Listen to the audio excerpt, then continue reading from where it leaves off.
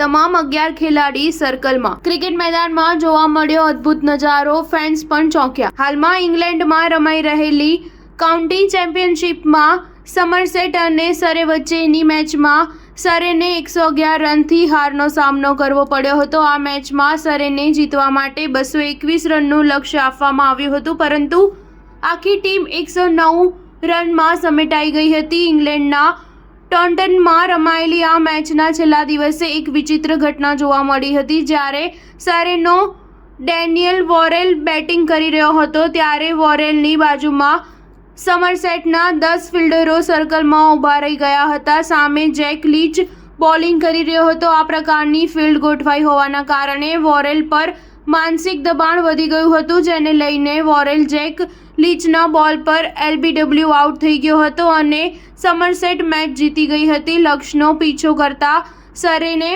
તેની છેલ્લી 7 વિકેટ માત્ર 14 રનમાં ગુમાવી દીધી હતી. સરેની મળેલી જીત માટેનો હીરો સ્પિનર આર્ચી વોન રહ્યો હતો. આર્ચી વોને પહેલી ઇનિંગમાં 6 વિકેટ લીધા બાદ બીજી ઇનિંગમાં પણ 5 વિકેટ ઝડપી હતી. આર્ચી પૂર્વ ઇંગ્લિશ કેપ્ટન માઇકલ વોનનો પુત્ર છે.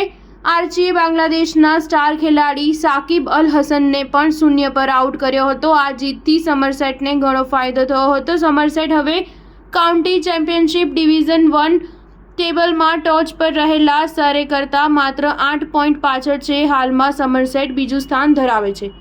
સ્ટાર ન્યૂઝ 7 હંમેશા સચ્ચાઈની સાથે.